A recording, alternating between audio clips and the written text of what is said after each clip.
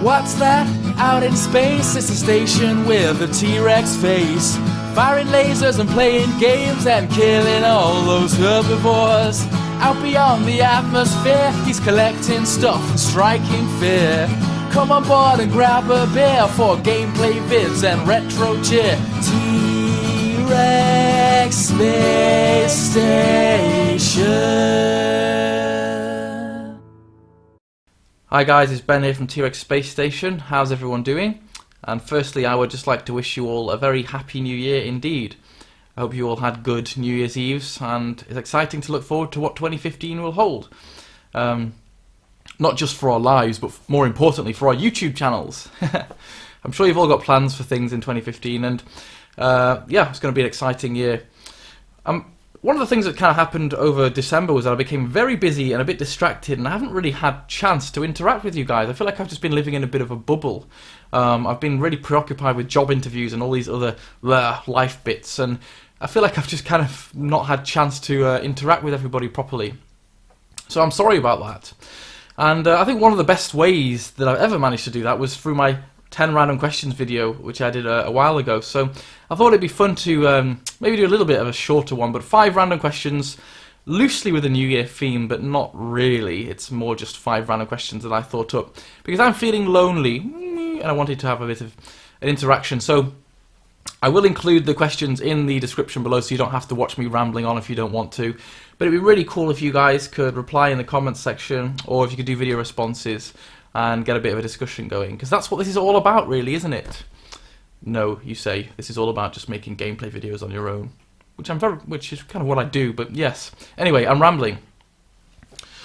So, question number 1. You probably think this is going to sound very cynical and quite loaded, and you would be right, but is there any point buying a current generation console? I wrote this question because, as you probably guessed, for me, there really isn't. I'm feeling very disillusioned with current gen, and I think there's a number of reasons why that might be. Firstly, I already have a lot of games, and more games that I've actually managed to play. You know, when I was a kid, this never happened. You would get a new game once you'd finished the old one, because obviously they didn't come round that often. And you'd kind of play each game to death, make sure you'd actually got everything out of it before you went on to get a new one. But now, obviously, I've got a job, I've got space, I've got time, and so I've bought loads of bloody games, haven't I? And I genuinely don't have time to play the stuff that I have. There are still probably 5 or so games that I own, not including Christmas presents, that I haven't yet even opened or played. And so I kind of feel like I shouldn't really be getting a new console until I've actually finished the stuff that I've bought for the older ones. Like, it doesn't make much sense to me to be like, yeah, I know there's all that stuff for the other stuff, but let's buy more new things.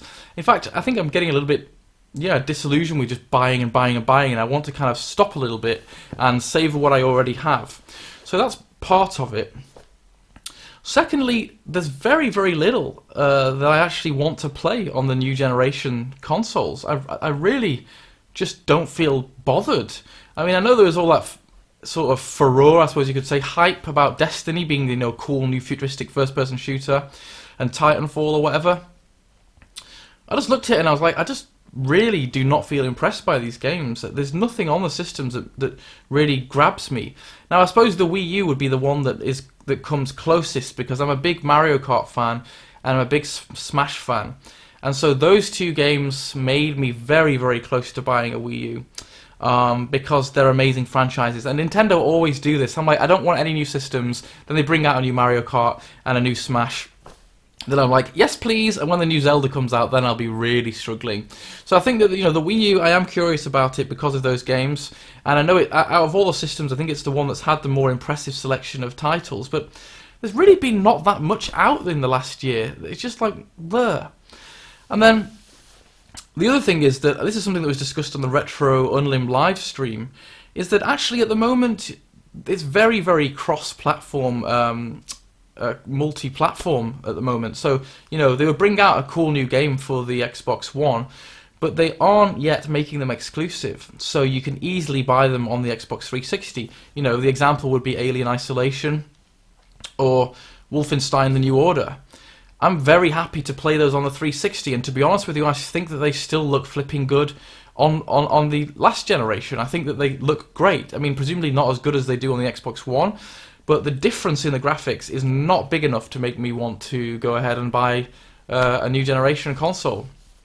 It simply isn't.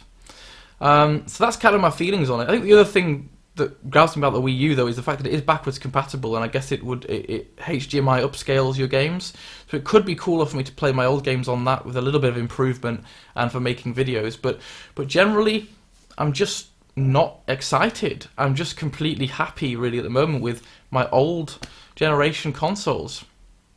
I guess the fact that I got an Atari 2600 at Christmas will tell you that my head really is at the moment stuck in the past, and I'm just not that arsed or impressed with what's coming out at the moment, apart from maybe a couple of games on the Wii U. So yeah. Question number 2 then, what do you think about indie games? And I suppose this question kind of leads on from the last one in a way. I'm saying that I've not really been that impressed with the releases in 2014 in terms of the modern big AAA titles. You know, Alien Isolation will be an exception. I thought that was really cool, and I'm still enjoying playing it. It's very scary and amazing graphically, and actually feels like you're playing the first movie, which is what we always wanted. You shouldn't be able to just destroy the aliens with one shotgun blast. That doesn't make any sense. But really, I think that there's a lot to be said for indie games. And again, we talked about this was talked about on the Retro Only live stream recently. Indie games are putting the power back to the people. One of the best games that came out last year was Shovel Knight, and I've only just got on the bandwagon and bought this recently because it was on the Steam sales for a few quid, maybe a bit more than a few quid. Was it 5 or 6 quid? And the fact that, you know, one of the best games of 2014 was an indie game is kind of suggesting us, showing us that actually there's a lot of power, there's a lot of creativity, there's a lot to be said for these games. I think sometimes AAA titles play things far too safe because there's a lot of investment, huge numbers of people working on the games, there's a lot of risk. Indie games sometimes feel more close to the ground level, closer to what actual gamers and what actual fans want, and they're sometimes more experimental, and the game teams aren't afraid to take such big risks because not as much goes into them. And these games are kind of people's babies, you know, small teams of people really taking pride in what they're doing. And it does put the power back with the people, you know. Again, on the live stream they were talking about, you know, back in the day, people programming at home on, you know, BBC microcomputers or whatever it was. It was cool, and indie games are kind of bringing that back, you know, back to the small groups, back to the programmers, back to people's imaginations, and able to explore things. Now, I've got really bored with certain genres of video games. RPGs are one that I've had bugbears with for a while and not really feeling like much new is going on. But indie games are trying lots of new things, or revisiting old styles but in fresh new ways. And I think Shovel Knight would be an example of that. You know, there's a lot going on in terms of the retro game community in indie games, because I don't know, that's just an amazing thing to see old games but brought into the future because they have like competitive multiplayer elements, or they have those RPG style things where you can level up skills, and they have, you know, yeah, multiplayer things, scoreboards, leaderboards, all that stuff.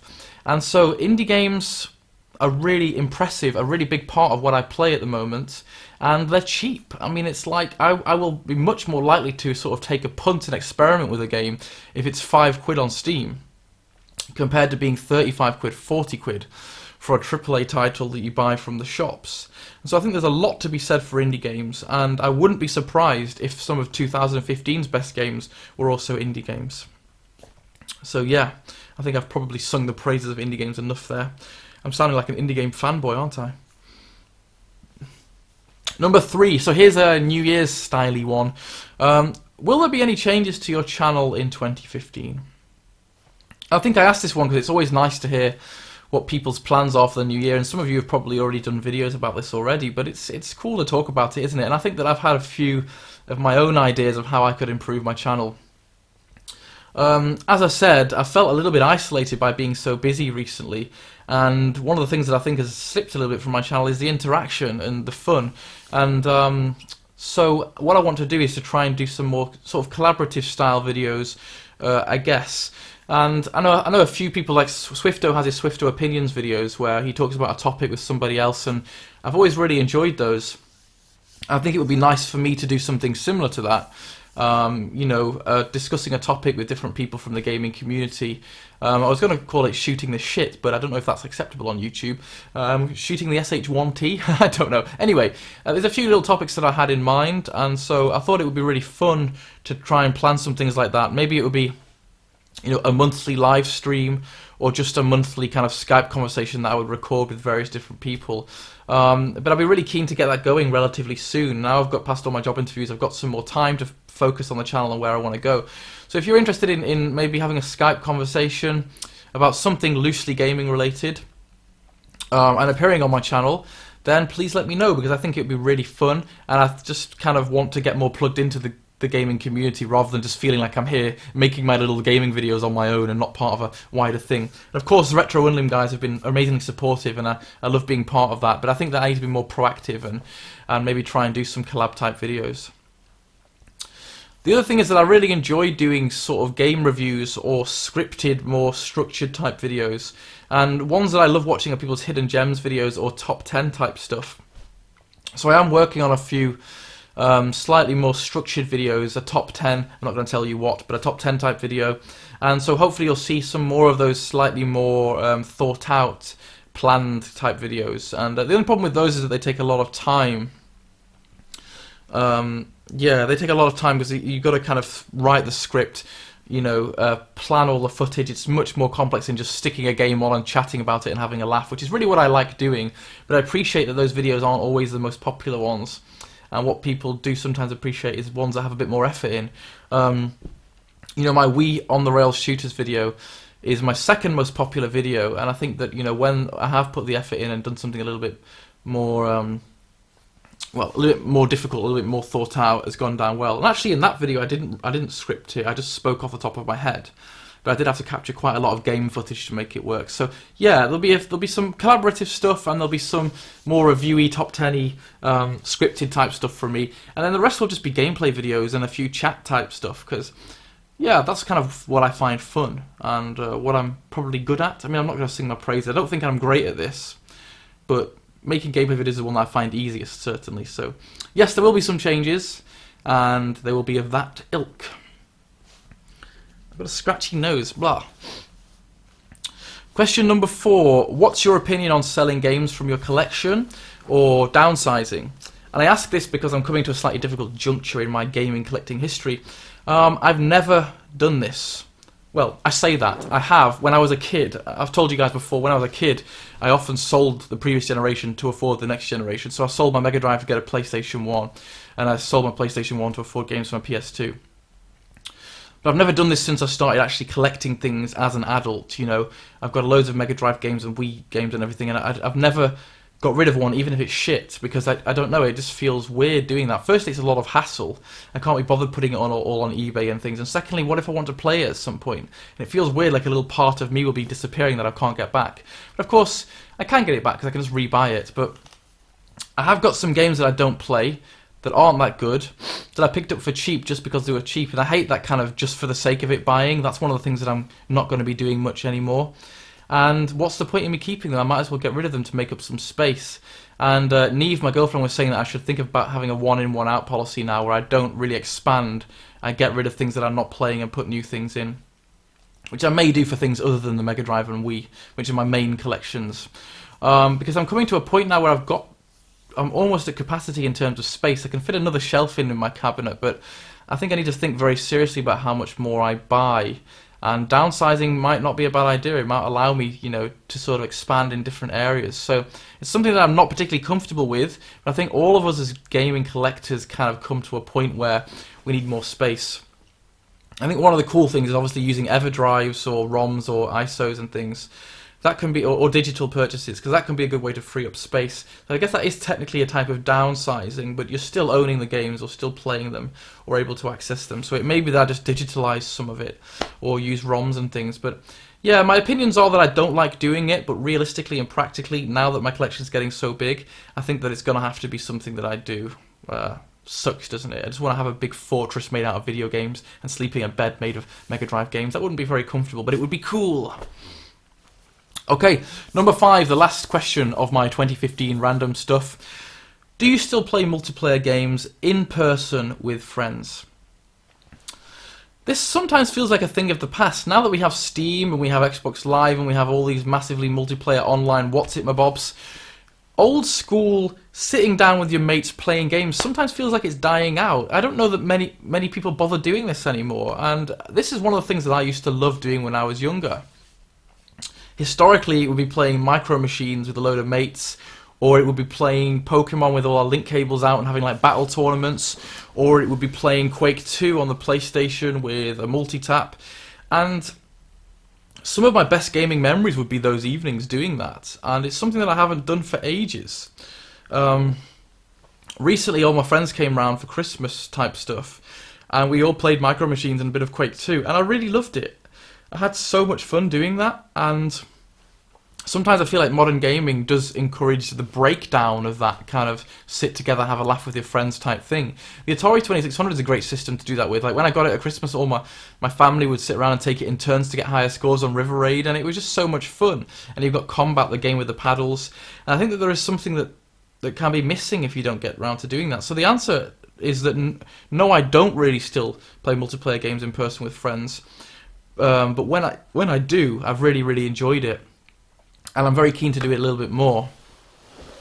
Even if it's just like Level or a Life stuff, you know, I've completed Aladdin on the Mega Drive with a friend doing Level or a Life, and it just adds an extra kind of dimension of fun to it that you wouldn't get doing it on your own. So, yeah, maybe I should meet up with some friends and do some YouTube videos.